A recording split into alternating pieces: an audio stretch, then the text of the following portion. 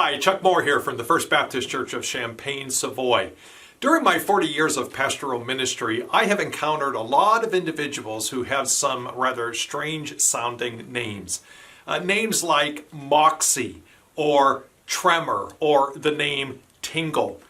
Those kinds of names have always captured my attention. I couldn't help but wonder what kind of a parent would have named their children by giving them that name. Well, maybe you've read the Bible from time to time and you've come across that obscure passage of Scripture in the book of Exodus where God identifies himself with what we would consider to be a rather unusual sounding name. Here's the situation. The situation occurs back in Exodus chapter 3, where God is showing up in a fiery bush. And he's speaking to who? He is speaking to Moses.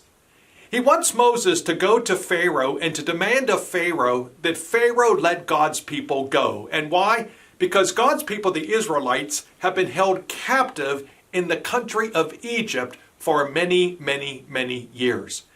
And yet, what does Moses say to God when God says to Moses, Moses, I want you to go down and to set my people free?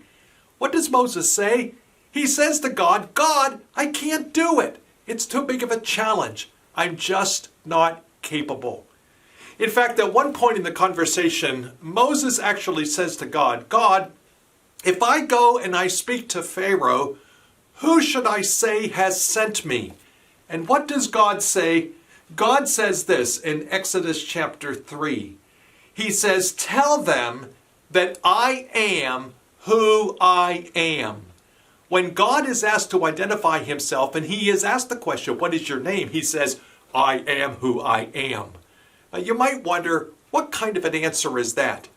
I mean, imagine that you go to a party and you introduce yourself to somebody that you don't know, and they say to you, what is your name?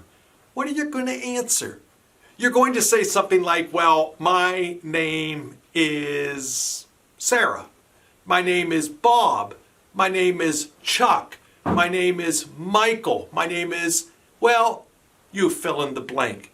But you're probably not going to look at the person and say to them, I am who I am. So what did God mean? Well, I like the way that one biblical scholar has put it when he said it this way.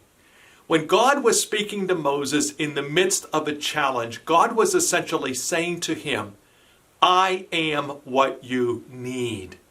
I am all-powerful. I am self-existence. I am all-knowing. I am what you need to enable you to cope with this crisis. That's the good news for us today. That as we find ourselves continuing to walk this uncertain journey, one that is unprecedented in the course of most of our lives, we need to hear the good news where God says to us, I am who I am. I am all-knowing. I am all-powerful. I am all-sufficient. I am self-existence. I am who I am. If you're feeling anxious, worried, frightened today, reach out and take hold of the great I am. The same I am who wants to take a hold of you.